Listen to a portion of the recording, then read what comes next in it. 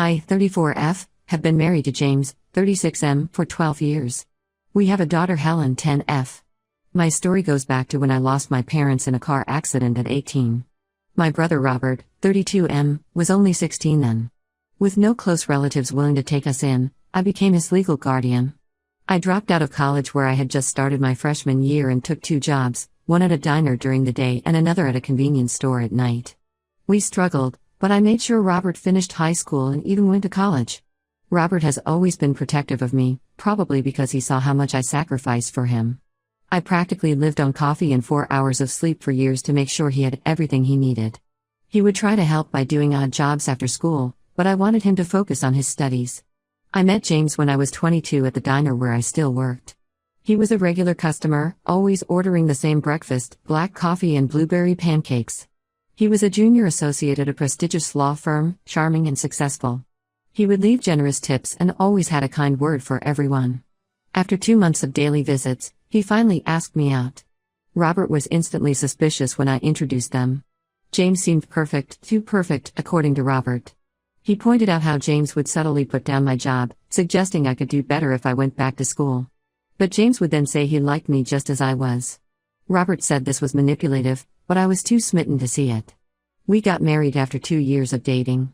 Robert was my man of honor, though he later told me he almost objected during the ceremony. He noticed how James had gradually isolated me from my few friends, always finding subtle faults with them. But I defended James, saying he was just looking out for me. The early years of marriage were good. James encouraged me to take a part-time office job at his law firm, though he was clear he didn't want me going back to college. He said one career-focused person in the family was enough. When Helen was born, he insisted I quit to be a full-time mom. I agreed, thinking it was best for our daughter. Over the years, Robert maintained a close relationship with Helen and me, but kept his distance from James. He would take Helen out every weekend, teaching her to ride a bike, helping with her math homework, and being the fun uncle she adored. James would make passive-aggressive comments about Robert trying to play dad, but never directly confronted him. Last month, Robert's behavior changed. He started calling more frequently, asking detailed questions about James' schedule. He wanted to know if James really worked late every Thursday and Friday, if he actually had weekend conferences, and if I ever checked his credit card statements. I found his questions odd but assumed he was being overprotective as usual. James had been working longer hours at his firm, saying they had a major corporate case. He would come home late smelling of cologne, which he explained was from client meetings at upscale restaurants. I noticed new charges at high-end stores on our credit card, but he said they were gifts for clients. I trusted him completely. On Christmas Day, we hosted dinner at our house. Robert arrived early to help me cook, though he seemed tense. James texted that he had to stop by the office first to handle an emergency. When he finally arrived 3 hours late, Robert was already agitated. As James walked in wearing a new suit I had never seen, Robert confronted him in front of everyone, my in-laws, Helen, and some close family friends. He pulled out his phone and showed us dozens of pictures. James entering a hotel with a young woman. James kissing her in his car. James shopping with her at the same stores where he claimed to buy client gifts. Robert explained that his college friend had seen James with this woman multiple times at restaurants across town. Concerned, Robert hired a private investigator who tracked James for a month, documenting his affair in detail. James tried denying it at first, claiming the woman was a client. But when Robert played an audio recording of them in the hotel lobby clearly being intimate, James' facade cracked. He admitted to a 6-month affair with his colleague Angela, but claimed it meant nothing. Helen, who had been quietly watching everything unfold, burst into tears and ran to her room. I stood frozen, unable to process what was happening. Robert lost control and punched James, knocking him into our Christmas tree. My father-in-law tried to restrain Robert while my mother-in-law started screaming that I needed to control my violent brother. My in-laws quickly shifted to damage control mode. They said all successful men occasionally strayed, and I should be mature about it. My mother-in-law reminded me how lucky I was that James had married a waitress with no degree and given me a good life. She said I owed it to Helen to keep our family together. This enraged Robert further. He revealed that James had done this before. 3 years ago, Robert had suspected James was having an affair with another lawyer at his firm, but couldn't prove it. He had seen them together multiple times but James always had excuses. When Robert tried to tell me then, James convinced me my brother was jealous of our success and trying to cause problems. James kept apologizing, saying Angela meant nothing and he would end it immediately. He blamed work stress, said he felt neglected because I focused too much on Helen, then switched to saying he would do anything to save our marriage. His parents nodded along, telling me to think of how divorce would hurt Helen.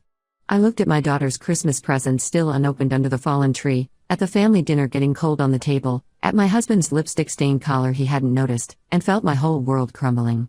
I asked everyone to leave, including James. He tried to argue but Robert stepped between us, and James finally left with his parents.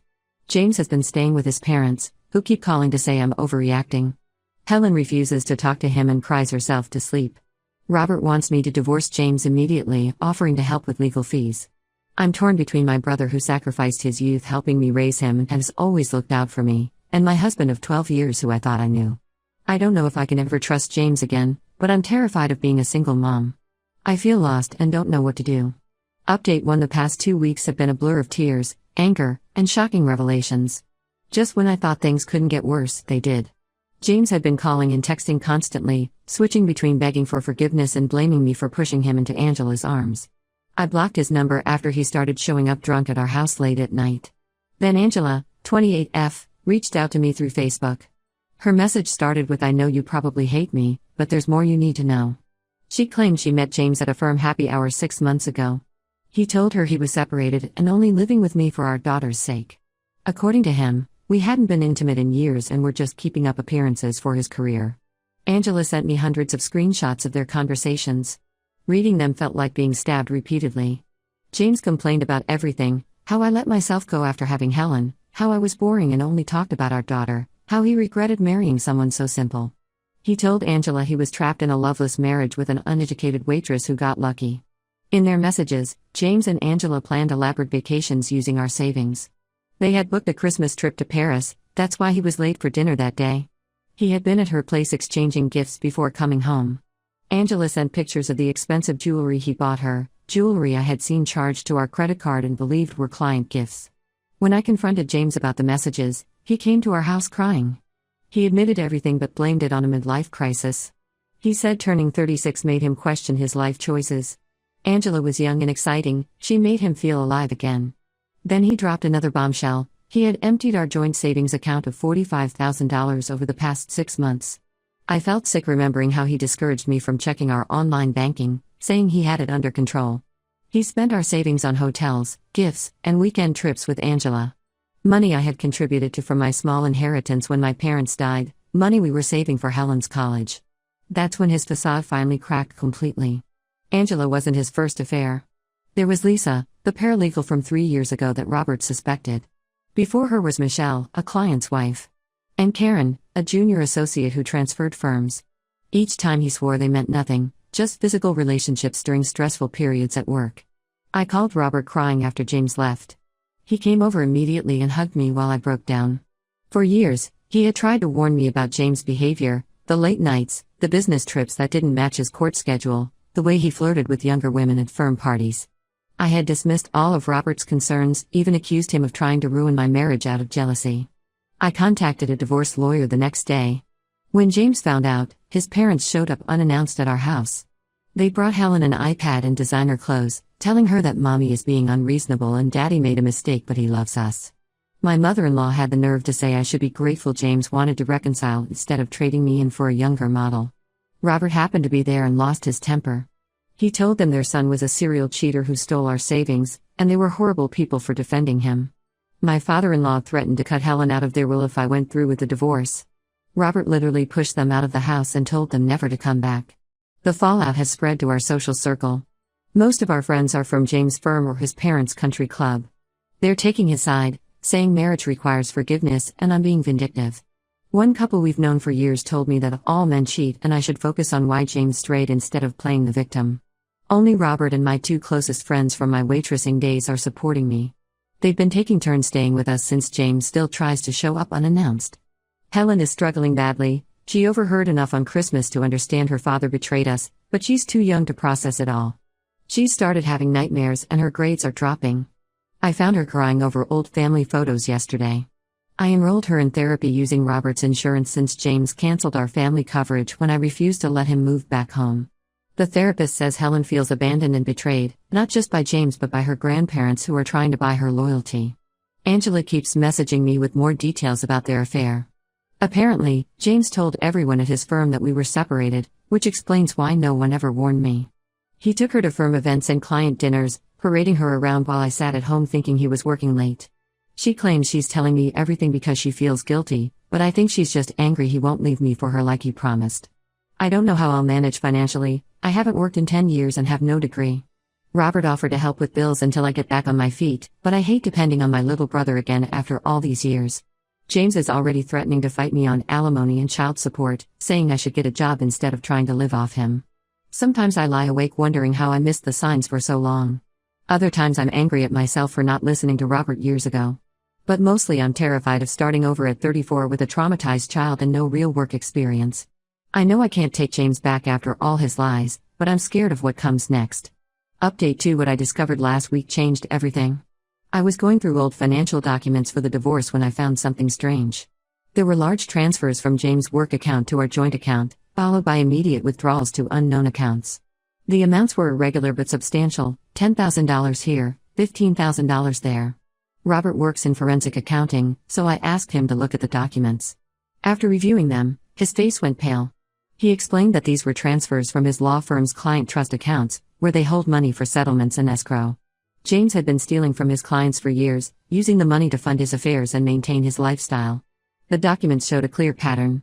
James would transfer money from client accounts to ours, then quickly move it to secret accounts or withdraw it in cash.